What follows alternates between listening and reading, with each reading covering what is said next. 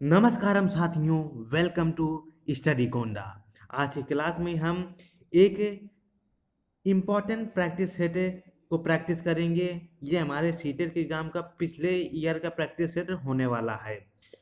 हमारा पहला क्वेश्चन है, एक दृष्टिबाधिता वाले विद्यार्थी के लिए निम्न में से कौन सी सामग्री लाभदायक नहीं है।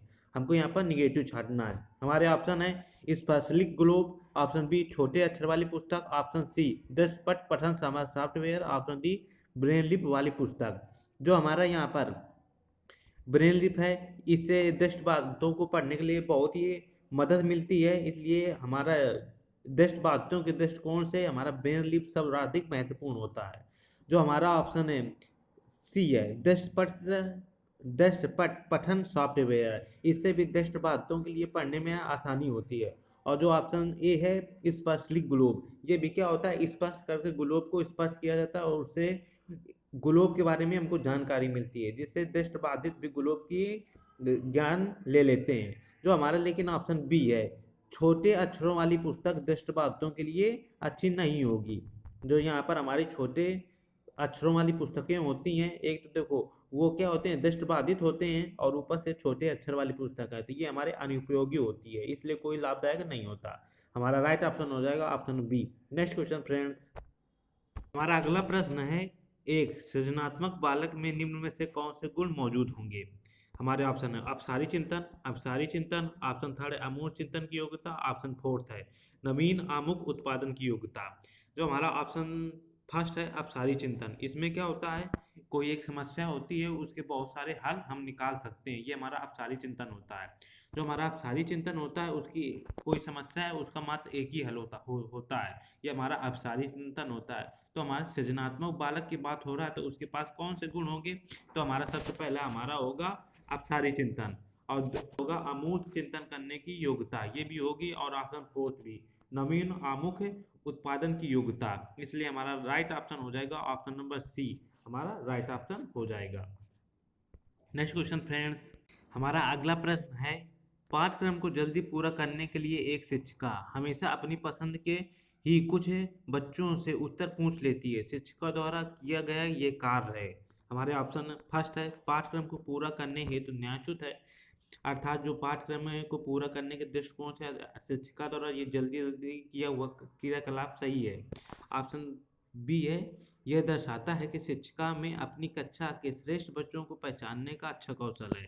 ऑप्शन जो सी है विद्यार्थियों को समान अवसर की उपलब्धता से वंचित करता है। ऑप्शन डी है सभी विद्यार्थियों के समान सम्मिलित को सुनिश्चित है करने में प्रभावशाली है। तो यहाँ पर हमारा राइट ऑप्शन हो जाएगा ऑप्शन नंबर सी, विद्यार्थियों को समान अवसर उपलब्धता से वंचित करता है। नेक्स्ट क्वेश्चन फ्रेंड्स, किसी संपत्ति को पढ़ाने के लिए एक अध्यापिका विभिन्न उदाहरण प्रस्तुत करती है और उसके बाद विद्यार्थियों को उन उदाहरणों द्वारा एकत्रित जानकारी के आधार पर नियम निर्धारण करने को कहती है। इस क्रिया को अध्यापिका किस अधिगम का इस्तेमाल कर रही है, अर्थात कोई अध्यापिका है, पहले बच्चों को उदाहरण बताती है फिर बाद में नियमों को निर्धारित करती है। तो ये कौन सी विधि होती है, हमारी हमारी ये होती है आगमनात्मक विधि, इसे हम तुम कहते हैं। आगमनात्मक विधि में हम पहले उदाहरणों को बताते हैं फिर बाद में नियमों को बताते हैं। इसका जस्ट अपोजिट होता है हमारा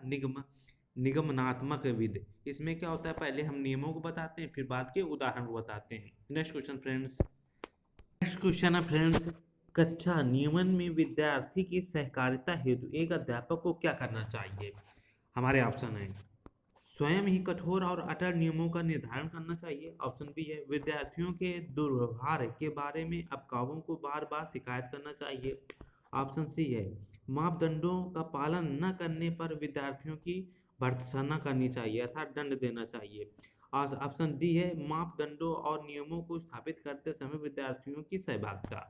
तो हमारा यहाँ पर राइट ऑप्शन हो जाएगा ऑप्शन नंबर डी, अर्थात कोई भी नियमन हो इसमें क्या हो, विद्यार्थियों को हमको शामिल करना चाहिए एक सहभागिता के रूप में। नेक्स्ट क्वेश्चन फ्रेंड्स, हमारा अगला प्रश्न, वह विकल्प चुनिए जो उन संदर्भों का सही चुनाव करता है जिसमें बच्चा के लिए अधिगम हो पाता है।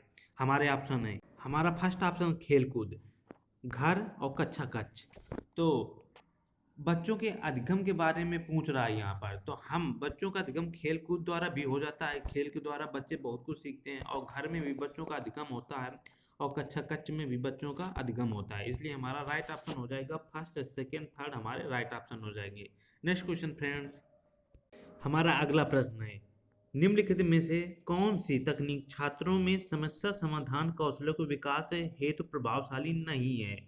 हमको यहाँ पर निगेटिव ऑप्शन छाटना है। हमारा ऑप्शन फर्स्ट है, मुद्दों पर चर्चा को सुसाध्य करना और छात्रों को चर्चा में भाग लेने के लिए प्रोत्साहित करना। ये भी हमारा सही है कि कोई भी समस्या है उन पर हम चर्चा करते हैं और बच्चों को प्रोत्साहित करते हैं जिससे समस्या उनकी समाधान हो जाएगी। तो हमारा ये पॉजिटिव ऑप्शन है। हमारा ऑप्शन सेकंड है, समस्या को हल करने के लिए विचार मंथन एवं विचार उत्पन्न करने के लिए प्रोत्साहित करना। ये भी हमारा पॉजिटिव ऑप्शन है। ऑप्शन सी है हमारा,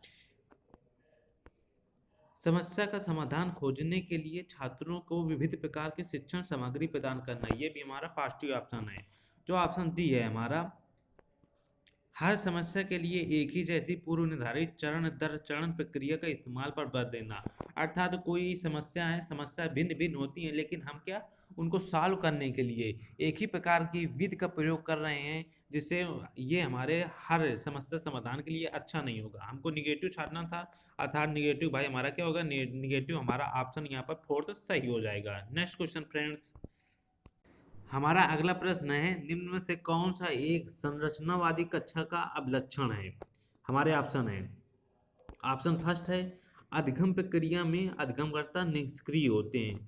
जब अधिगमकर्ता अर्थात छात्र हमारे निष्क्रिय हैं तो ये संरचनावादी कक्षा कैसे होगी। तो हमारे ये निगेटिव ऑप्शन है, गलत हो जाएगा। ऑप्शन सेकंड है, पाठ्य पुस्तक को यंत्रवत याद करने पर अत्यधिक बल महत्व दिया जाता है।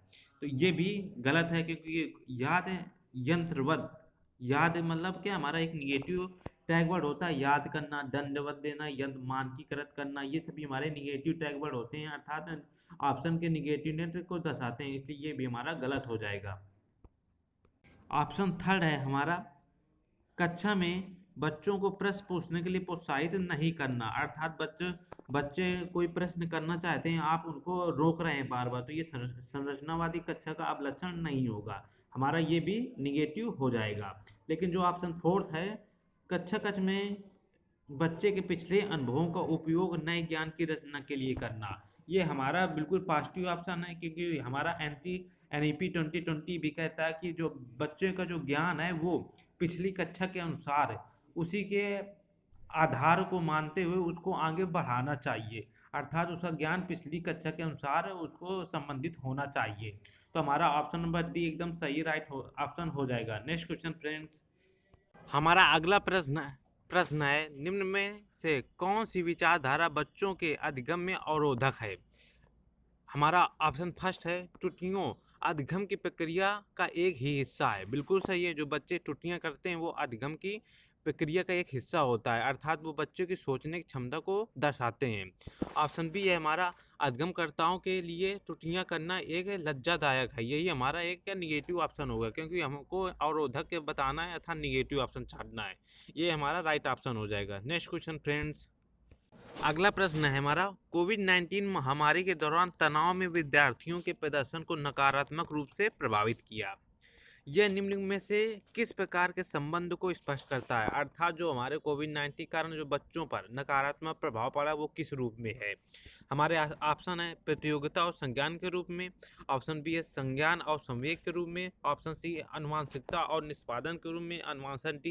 आनुवांशिकता और वातावरण के रूप में। कोविड-19 अभी अभी आई है, तो यहाँ पर जो हमारे आनुवांशिकता है, ऑप्शन सी और जो डी है हमारे पूर्णतः गलत हो जाएंगे, यहाँ पर आनुवांशिकता की कोई बात ही नहीं हो रही है। तो कोविड-19 सबसे अधिक प्रभावित जो हुआ क्षेत्र हमारा है वो कौन सा, संज्ञान और संवेग बुरी तरह से प्रभावित हुआ है। अर्थात जो हमारे संवेग होते हैं और जो हमारा संज्ञान होता है ये प्रभावित हुए हैं। नेक्स्ट क्वेश्चन फ्रेंड्स, हमारा अंतिम प्रश्न है, अधिगम अधिक सार्थक और प्रभावशाली होता है जब वह मुख्यतः हो शिक्षक केंद्रित, सहपाठियों द्वारा निर्देशित, पाठ्य पुस्तक केंद्रित या स्वनिर्देशित। तो अधिगम अधिक प्रभावशाली और सार्थक जब होता है जो वो हमारे द्वारा अर्थात स्वनिर्देशित होता है। अर्थात हम जब उसे खुद निर्देशित करते हैं तो वो अधिगम अधिक सार्थक और प्रभावशाली होता है। I hope you enjoy this practice set. मैं आपके लिए ऐसे ही क्लास और प्रैक्टिस सेट लाता रहूँगा। आप मेरे इस चैनल को सब्सक्राइब कर लें और बेल आइकन को प्रेस कर लें। जय हिंद।